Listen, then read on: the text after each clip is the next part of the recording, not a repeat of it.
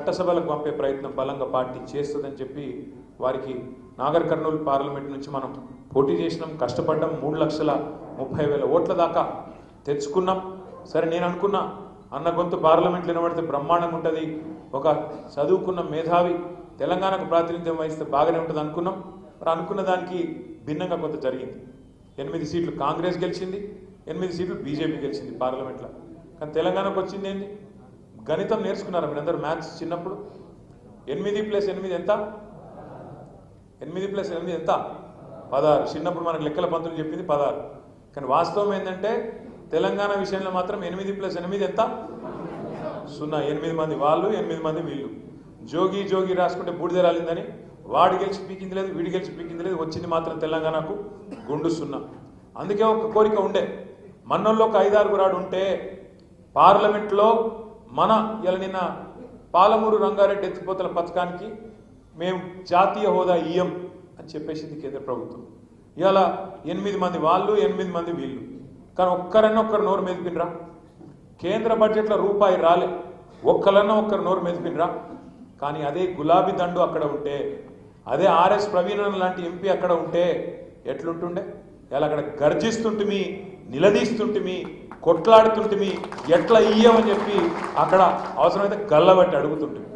గది తెలంగాణ గలం, తెలంగాణ బలం, తెలంగాణ దళం, మన గులాబీ జెండా, గులాబీ కండువ. అందుకే మీ అందరికి నేను మనస్ఫూర్తిగా మాటిస్తా ఉన్నా, ఆర్ఎస్ ప్రవీణ్ గారి నాయకత్వంలో మీరు రేపు స్థానిక సంస్థల ఎన్నికల్లో ముందుగా మీరు కొట్టాల్సింది.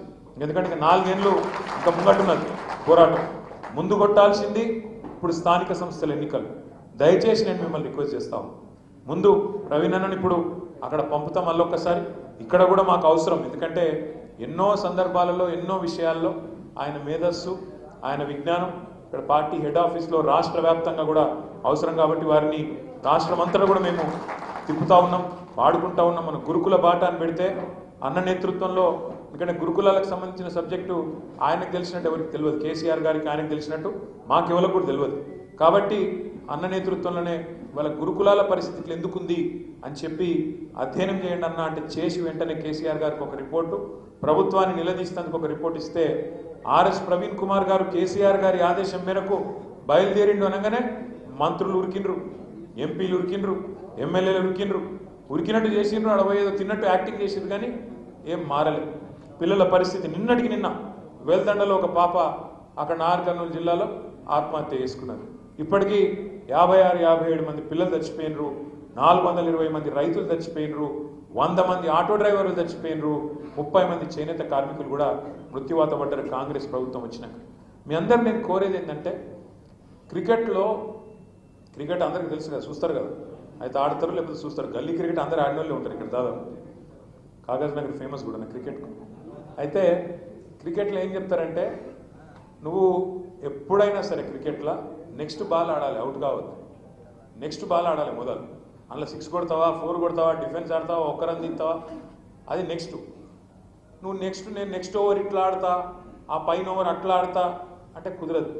ఫస్ట్ అవుట్ కాకుండా నెక్స్ట్ బాల్ ఆడాలి, అవుట్ కాకుండా మిగిలాలి, కొడితే 6 కొట్టాలి, లేకపోతే చౌకా కొట్టాలి, రేపు మళ్ళా గట్టిగా చూపెట్టాలి. ఎందుకు చెప్తున్నా అంటే, మీరేమో 4 ఏళ్ల తర్వాత వచ్చే ఎలక్షన్ గురించి మాట్లాడతాను, మరి కాంగ్రెస్ వాళ్ళేమో ఇప్పుడు వెంటనే లోకల్ బాడీ ఎలక్షన్లు, జెడ్పీటీసీ, ఎంపీటీసీ, సర్పంచ్ ఎలక్షన్లు ఇప్పుడు పెడతాను.